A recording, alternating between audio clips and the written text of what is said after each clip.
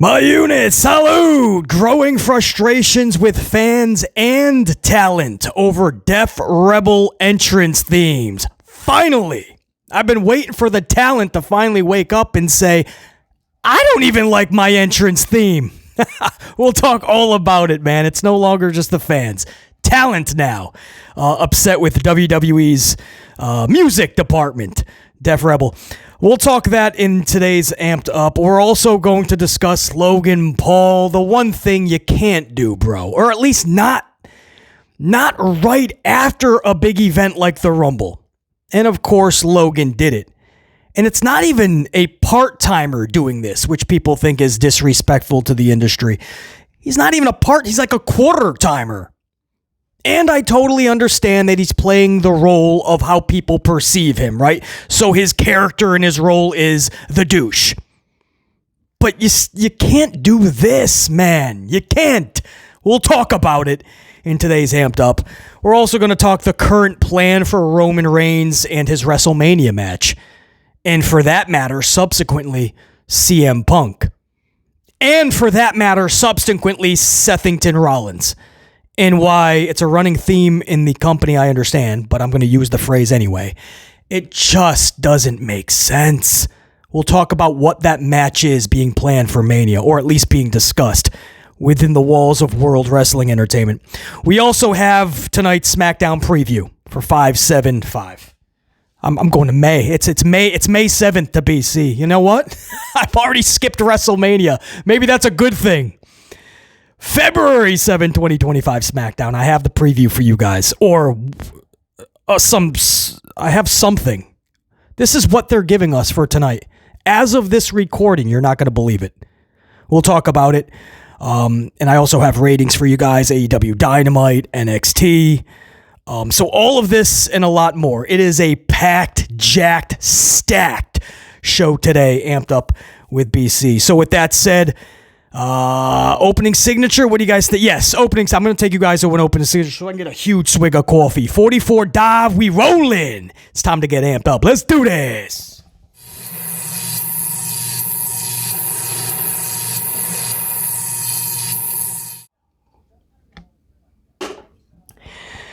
All right, let's go. Growing frustrations with fans and talent over Def Rebel themes. The Royal Rumble, the spotlight was really on these themes, right? Over the course of the two Rumble matches, you're talking about 60 themes, guys.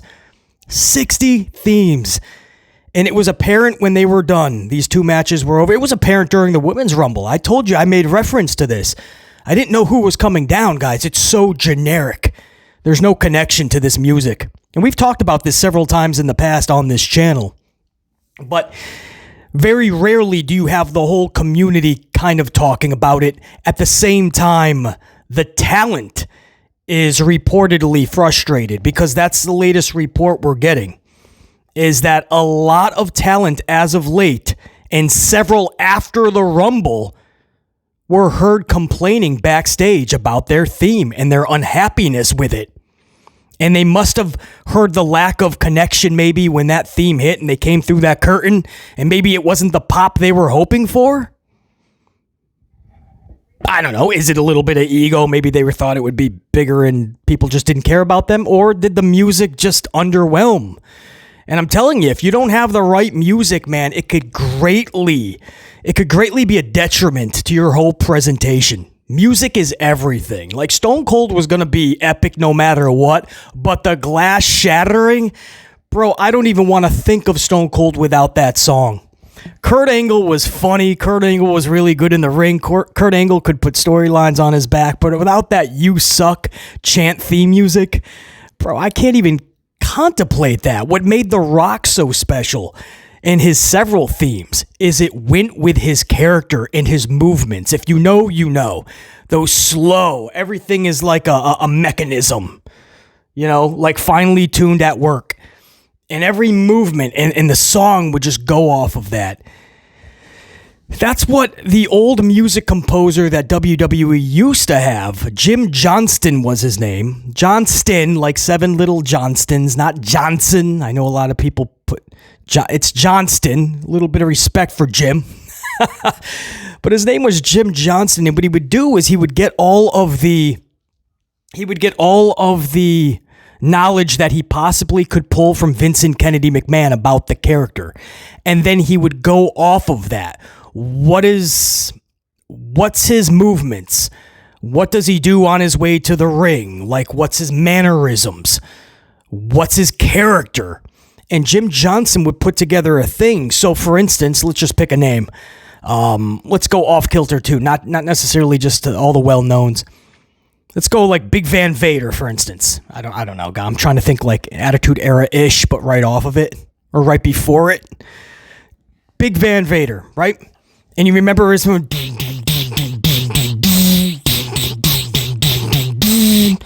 it would just be Vader, like that's how he walked. So like he would just get the music just win. It was like Sid Justice, which was a play off of Vader's music, and Crush. You guys remember Crush?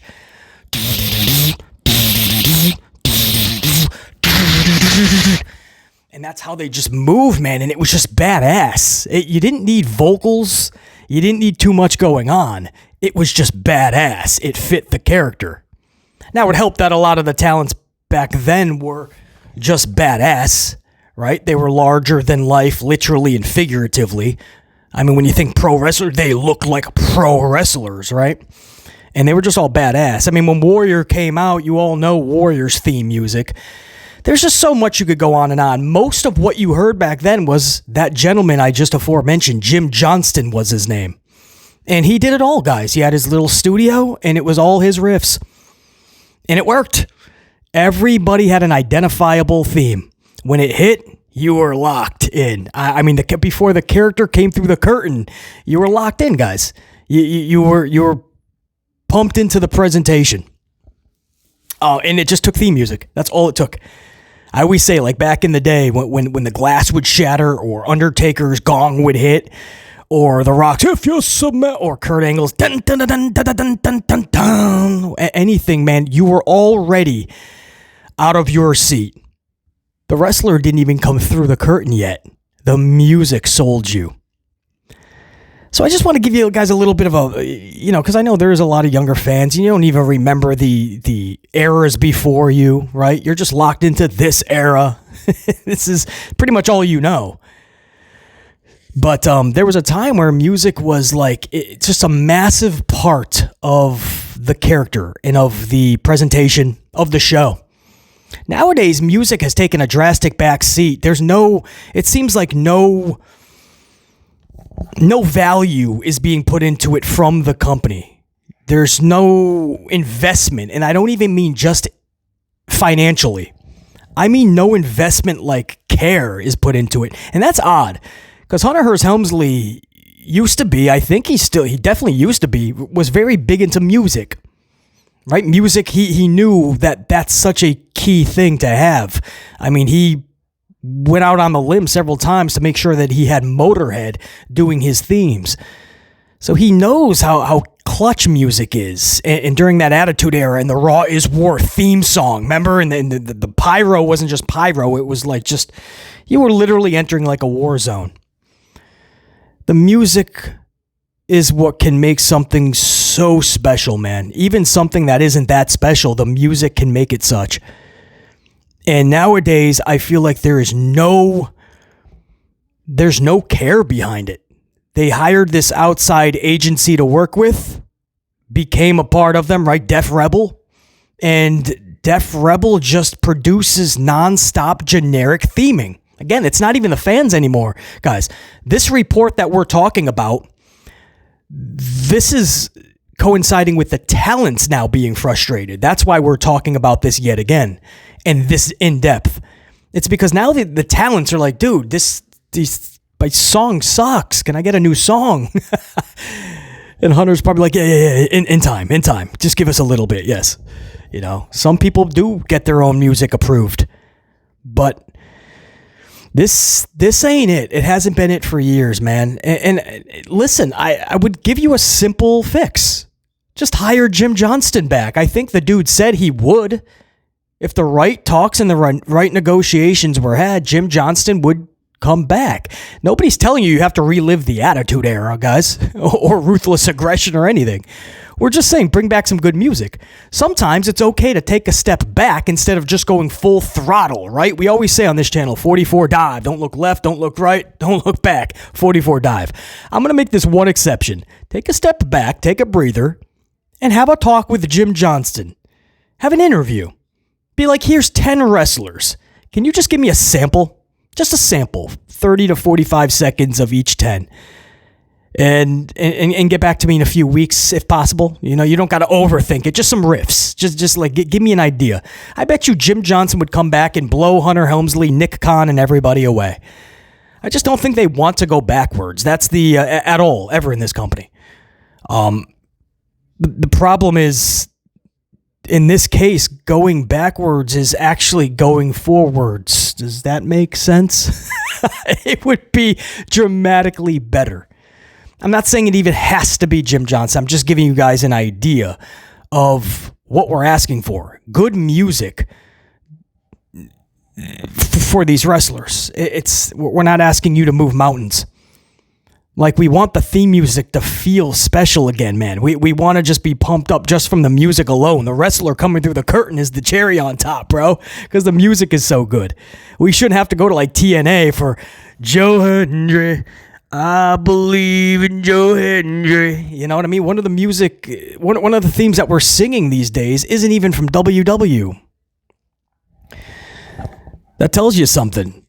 AEW's over here. They've only been around for 5 years, but they're already investing in so much music, you know, because Tony Khan knows how much music matters. Now, as fans will tell you, you know, if the product matched in many areas, yes, AEW would be better off right now, but at least they know how much music matters. Hunter Hearst Helmsley at one point did know that. Nowadays, it's not. And I thought maybe, okay, when Vince is, you know, pushed aside and Hunter has this he's the content creative officer, the officer of content, that he's definitely going to make music a priority. And he has not made music a priority, to the point where now the talent is upset. So that's where we stand, guys. It's good to know that the talent is finally speaking out in this report. Now, will real change be made? You know, Def Rebel, it just didn't work with WWE. Maybe a couple 2-3 songs, okay. Maybe a little bit more than that after all the wrestlers, possibly. But for the majority, it's pretty generic. And it could and should be better. And the Royal Rumble showed us that was just, every time a song would hit, I'd have to think, wait, who is this? I don't even know anymore, guys. The song is coming on, and I have to wait for the wrestler to come through the curtain. We never used to have to do that, ever. You knew. I don't care if it was a Tatanka. For Rick the Model Martel, Tito Santana, Doink the Clown, the Body Donnas, the Quebecers, the Fabulous Rougeau brothers, Big Van Vader, Jake the Snake Roberts, the Spark Plug, Bob Holly. I don't even listen. Even well, of course, obviously, you can go headliners, man. Where's Batista? You know, where's that type of song like Batista would bring, or even homage again over to the Motorheads and such of the industry, but Evolution. I mean, that song was so good. I felt that when Randy Orton went on his own, he should have kept that Evolution, but they ended up changing it. But Randy Orton just went so good with that Evolution song. Again, I believe that was Motorhead, correct? So just, yeah, over 10 years now, it's been rough. So it's good to know that the talents are finally speaking up on it. I will have this one request. I have this one request. Okay, if you're not going to change anything but one thing, listen, this may be a hot take. This may be a hot take because maybe a lot of you guys are digging it, but I have one wrestler's theme that has to go back to the original. It has to. I can't do this new theme. And the old one was so good. And that wrestler that I'm talking about is none other than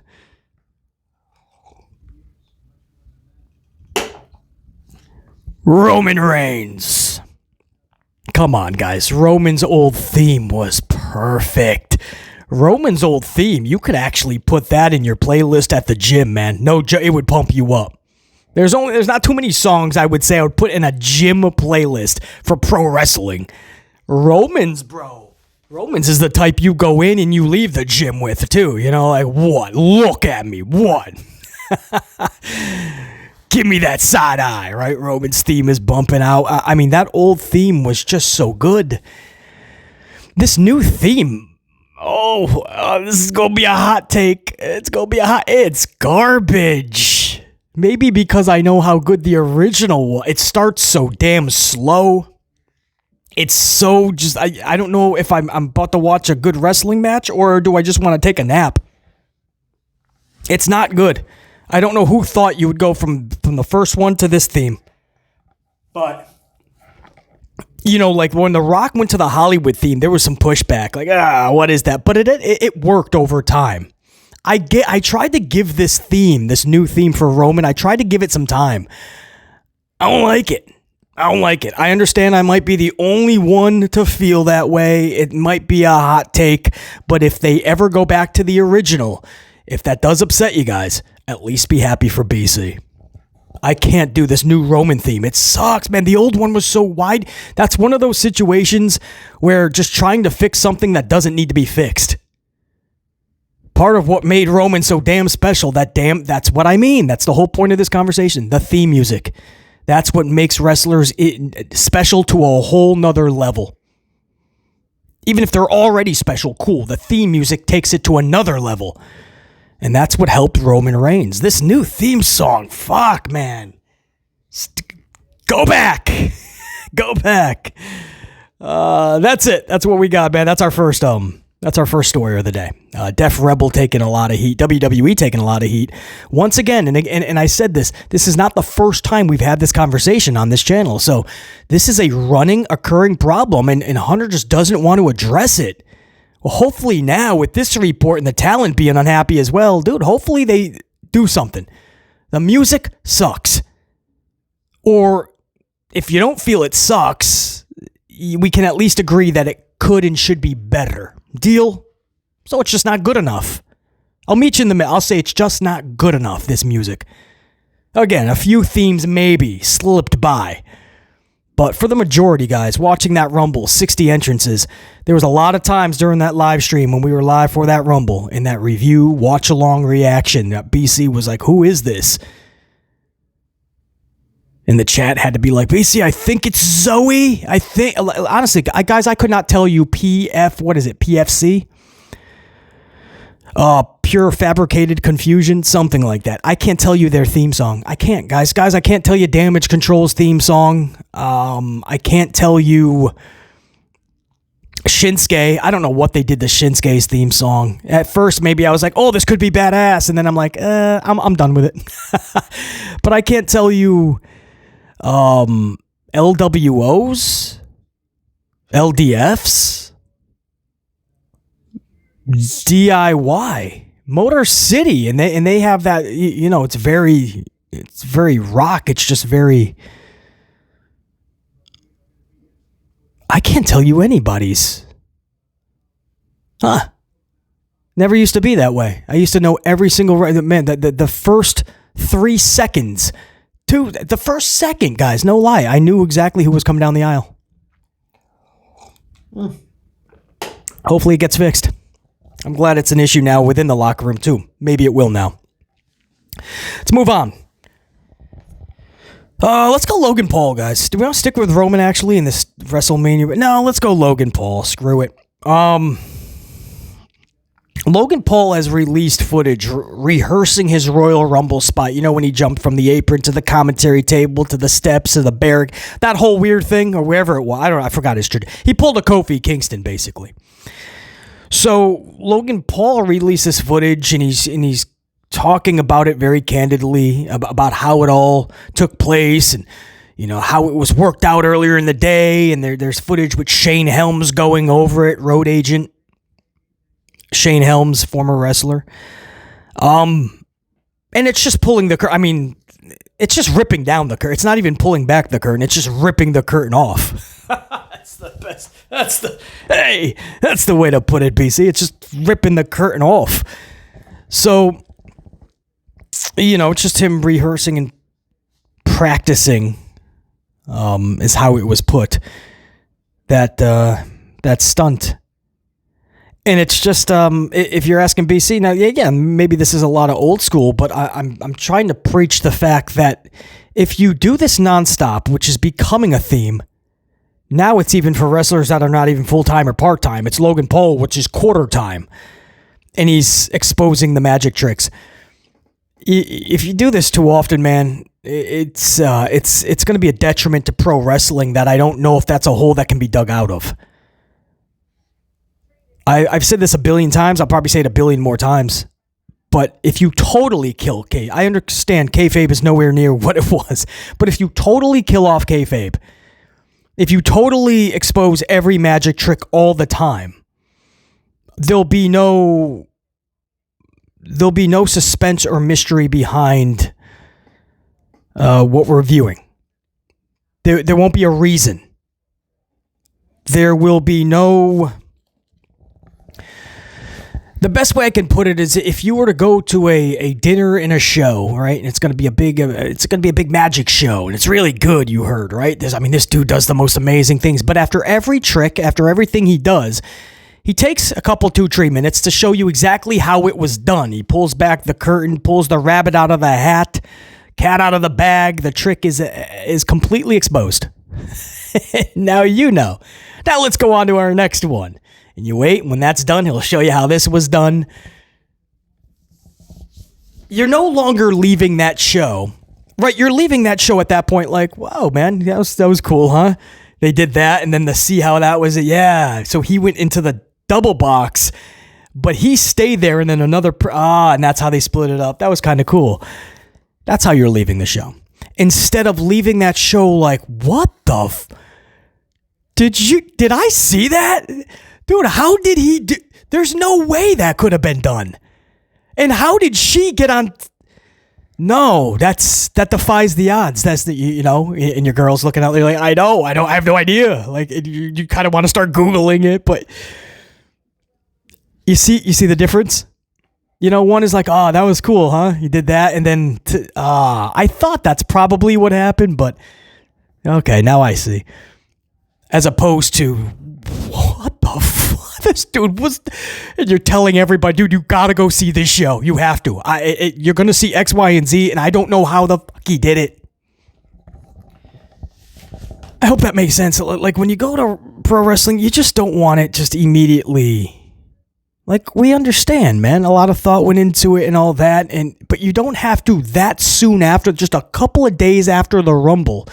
You don't have to show footage behind the scenes a few hours before the Rumble, practicing and rehearsing it and going it over with the agents and going over your spot with the other talents.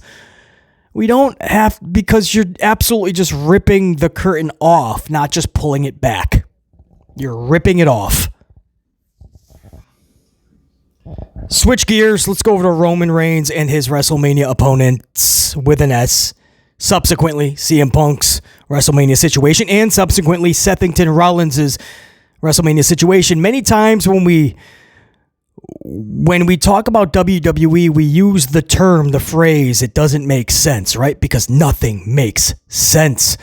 And somehow it makes even less sense under Hunter Hearst Helmsley. I didn't even think that was possible with Vincent Kennedy McMahon being out of the picture. We thought we'd get a little bit more clarity. Nothing makes sense.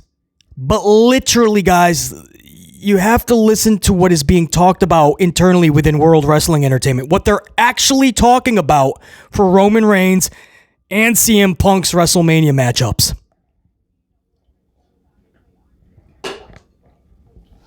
They are talking about a triple threat. Roman Reigns, CM Punk, Sethington Rollins. With what on the line? Triple threat, fatal foot. There's got to be something on the... Isn't that the whole point? Or just a triple threat grudge match? Doesn't make sense. You're bringing Sethington and Roman back together in 2025 for WrestleMania, all because Sethington stomped Roman. I love how it's being described too, right? Roman was written off TV at the Royal Rumble. That's what the headlines are. Roman was written off TV. Roman always goes away when he has a match. He has a match, and then he goes away for a month or two, bare minimum. So is this what we're going to call it every time Roman has a match? He's going to be written off TV? He just goes away. He did that with the title for 3 years. So he got stomped. That leads to a Mania. He's not even going to be at the Chamber, so you're only going to have 1 month to build this up. He got a stomp. That leads to, I wouldn't even want Roman Reigns one-on-one at Mania. It was a stomp. That's the storyline. And how are you going to justify CM Punk and Roman Reigns? They don't even have beef. CM Punk helped out Roman. So then you have this lingering favor that Punk has holding over Paul Heyman. And we think that somehow has to do with Roman. But we were thinking that would be something for the championship. This would have nothing to do with the title. This would have nothing, it just dawned on me. I didn't pre-think, that's why I just excuse the moment of pause there. I just thought of something. I know Roman's not advertised for the Chamber, and it is Toronto. I think they're in Toronto, correct? So they're in Canada. I'm not saying Roman would take that trip, but what if the favor was Roman repays the favor, right? CM Punk helped Roman. So Punk told Heyman, make sure that I get the same help. What if Roman helped Punk win the Chamber to get his title opportunity? That just dawned on me now. I don't have any of this there's no notes for this. As I was just going over this story and talking about this, that dawned on me. What if Roman showed up and helped Punk somehow? And then Cena doesn't, of course, get that spot. Punk could then continue what he started a couple of weeks ago on Raw with Cody, I guess. But who would Roman take out? Would Seth be in that Elimination Chamber match? Because maybe that's a way that you could still get to Roman and Seth. In which case, it would not be a triple threat, thankfully. We'd still get Seth and Roman. But that would be a badass way to kind of catapult a feud, even though you only have 1 month. I'm future booking here. Because we're still got that favor lingering. I truly believe they didn't have that. They didn't know what the favor was going to be. I think Paul Heyman just kind of added that as like a little nugget, a little seed to plant. And in the future, we'll come up with something. So a lot of people are like, what happened to the favor? Like they just dropped that because they had nothing. Well, you're right. I don't think they had anything. But I do like the idea of planting it, even if you don't have a conclusion. Even if you don't know what the favor is going to be. I love the fact that they just plant the seed. You'll think of it later. I have no problem with the way that was done. So, and it gives them something to have. The problem is, like with The Rock and putting something in Cody's hand and then walking away, whispering in his ear, it's like, oh, we don't know what it is, and I don't think they know what it is. But, down the line, we'll get the, we'll get the climactic conclusion to it all, and we never did with The Rock and Cody. So that's why a lot of people with this favor is like, oh boy, it's the same BS. They don't have anything. But I do think eventually we will see this favor come into play. But back to the match that is being talked about now, it's a triple threat, and there's just not a reason for it. Punk to be in a match with Rollins, okay, you would keep it separate. And if Roman has beef with Rollins, you keep it separate. If you're Nick Aldis or Adam Pearce or even Hunter Helmsley, like you wouldn't put Punk, there wouldn't be a reason for a triple threat because Punk and Roman don't have that type of beef. No matter, even if they did trade bows at Rumble, I don't think they did they? They could have, but it's not enough beef to go to WrestleMania. So to just, this sounds like something that's being talked about just because they have nothing else. And they're just like, oh, we have to find a spot. These are big names. What if we just put them all in there together? Because I still think you're going to get that with the tag team divisions. You're going to get a bunch of teams in one match, like fatal 4-way tag team match, right? Because they don't want to they don't want to take the time and the energy and the care that has to be put into a real storyline, especially with the tag team division. So at the last second, they're just going to put the whole division in there in one match. Or at least 4 teams, right? Yeah, 4 teams. Yes, it's a fatal 4-way. That's the storyline. The storyline is a bunch of teams are going to go for the titles. We do that every year, bro. We do that every pay-per-view. We do that just to come up with number 1 contenders. So that's what I'm saying. This WrestleMania is going to be a lot of last-minute filler matches. It's amazing. We went to 2 nights of Mania, and we don't need it because they can't fill it. They have all the talent in the world. They just don't have the creative juices to fill up 2 nights. They can't even put up one night of nonstop good storytelling / action.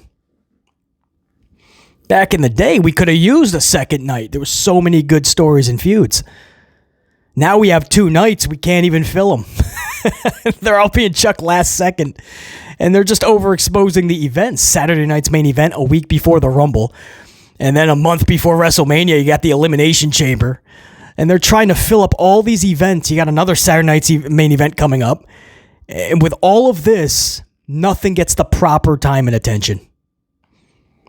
It's just quantity over quality at this point for World Wrestling Entertainment. And now we're getting, we're talking about weird matches like CM Punk, Seth Rollins, and Roman Reigns. 3 dudes fighting over nothing. Nothing. It's a grudge match, BC. Where's the grudge? He got stomped. Stop. There's no grudge.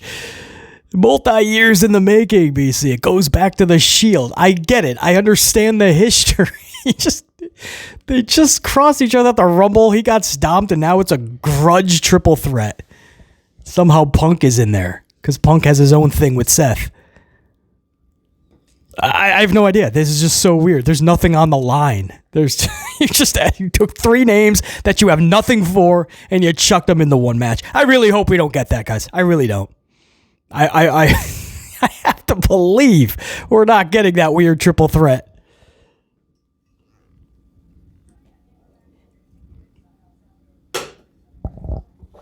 We'll move on. I have nothing else to say about that. Let's move on, guys. Oh, get this, man. Getting word that Elijah, formerly Elias from World Wrestling Entertainment, has signed with AEW. So there you go. I'll try to get that double validated and verified for you guys. But I am getting word that Elijah, formerly Elias, has signed with AEW. So I'll try to look more into that for you guys. That's pretty cool. NXT, some ratings. NXT, 766K. AEW Dynamite, 605K. So NXT has went down a little. AEW went up 1,000 views. Hey, at least it's you want to go that way. 605 went up 1,000. Still far away from NXT. NXT has really it's the AEW. Remember they used to have that nice cushion from NXT. It kind of flip-flopped. Both are nowhere near where they should be, right? Whether you're hovering 750. Yeah. I mean, both you would hope for better, but 766 and 605. I only saw half an hour of Dynamite. The half an hour I saw was good. Dustin Rhodes really selling that amplified promo on MJF. Tony Storm looking amazing as Mariah May. And then really egging on Mariah May. I just thought that was so good. And Big Bill and Will Hobbs. I'm not saying I need to see that match, but the way that they did their brawl was so cool with the security trying to one-up one another. And then the camera falling and the audio going out and the referee running while the camera is sideways. And we fade to black with no audio. I thought that was great. Or audio, but it was just the chaos from everything going around, not the announcers. Thought that was cool. Ricochet Swerve was a good match. I wish there was something more cliffhanger at the finish, but as far as NXT just disappointed me because they put everything around Charlie Flair, and that segment was nothing. You had some of the biggest names there, right? You had Roxy, you had Julia, Bayley was in the ring, Charlie's in the aisleway, and the whole thing ended with Cora Jade swinging around a kendo stick. Very odd. And no, not lastly. Hold on. I'll go over to SmackDown preview for you in a second. But if you guys like John Cena's Wipeout, what is that, TBS or TNT? I think it's TBS. John Cena has his show Wipeout. He's had it for a few years. Unfortunately, guys, for John Cena and for fans of that show, it is canceled. So John Cena will have a little bit more free time. Maybe you'll see an extra appearance or two. They'll adjust that contract a little bit. But Cena will not be, according to this report that I am getting, Cena will not be filming a new season of Wipeout, which was the That was their original plan. The original intent was to take that time to film that season, and then they decided to last minute pull the plug on it. So some more free time has opened up for Jonathan Cena, is the point. So we'll see what he'll do with that time. But John Cena's Wipeout has been canceled. Now for the SmackDown preview. Oh boy, you ready for this? This is a lot to take in. You ready for tonight's SmackDown? So here's the deal, guys. SmackDown preview tonight, 2/7/25. These are the three things, as of this recording. Maybe it's changed now. Maybe there's actually matches. Maybe there's some buzz. Maybe something really good to look forward to. Maybe. But as of this recording, these are the three things being promoted. Jey Uso appears. Cody Rhodes appears. And Charlotte Flair appears. That's it. That's what I got for you. That's all they're giving us. Now, of course, Jey Uso appears and Cody. Jey Uso said on Monday he's going to holla at Cody. So, okay, so that's going to be the segment, right? He's going to holla. Now, this is just teasing. He's going for Gunther, obviously. It makes no sense to do Jey and Cody. That would be... I don't know what would be more anticlimactic. Gunther and Jey or Jey and Cody. I don't even know. Both are just so bad. But Jay's going to go and do it all the champ, right? Charlotte just did it on Tuesday for NXT. I think, who won the women's, yes. Oh, and Charlie. Well, Charlie started Raw and then Rhea came out. So instead of Charlie interrupting Rhea. The point is, this is what they do. They always go to all the shows and they just tell the champion, I don't know yet. I don't know which champion I'm going with. So Jay's going to go to SmackDown tonight, and it's a 3-hour show, so Hunter's going to love this. He can take 25 minutes off. He doesn't have to write anything. For 25 minutes, go out there and yeet. That's it. Just yeet. Everybody will be doing it. The kids, the parents, everybody with their little titles and their signs, and they're yeeting. It won't be Pat McAfee, who's climaxing in the first row, as he always says, right? Michael Cole won't be dancing and pulling a hammy. This is going to be Wade Barrett and Joe Tessitore. So maybe they'll be yeeting in the first row. I don't know. But it's going to be a yeet party, yeet-a-mania, right? Trying to redo Kofi Kingston, Kofi Mania. Yeet-a-mania. They're going to try to do the yeet movement, like the yes movement. So you're going to get a lot of that tonight, man. Everybody's going to be, probably, you deserve it. Right? More you deserve it. You're going to get all that, man, for 25 minutes. And it'll lead to nothing because Jay's going back to Raw to take on Gunther. So I don't know. I mean, they could make a weird tag team match, right? Jay and Cody versus like Tama Tonka Truck and Jacob Fatu. Or so, you know what I mean? I don't know. Kevin Owens and somebody else. I don't know, man. You could get a tag match. I don't know if they want Jay to wrestle. And as far as the other appears, Charlie Flair appears. So Charlie Flair continues to just show up on every show and piss all the audience off. The audience is telling you that they don't want to see Charlie Flair, so WWE says you'll see her every show. That's what I got for you guys, man. Until next time, and there will be that next time. BC in the unit, 44 dive. That's a wrap. Mic drop. SmackDown review within the next 24 hours, man. Fully amplified. Make sure you stay locked on the channel. Subscribe, notified, smash the up, do all the things. And we'll be right back with that review, man. I'm really hoping it's a good show. I got no expectations looking at this. But hope for the best. 3 hours on a Friday night, man. It is such a chore. We always say that about Monday nights. Something about these Friday shows. By the time the second hour finishes up, I'm done. And I'm like, oh, how is there another hour of this? We'll see. I'll have that review for you guys, though, man. Salute. Check you.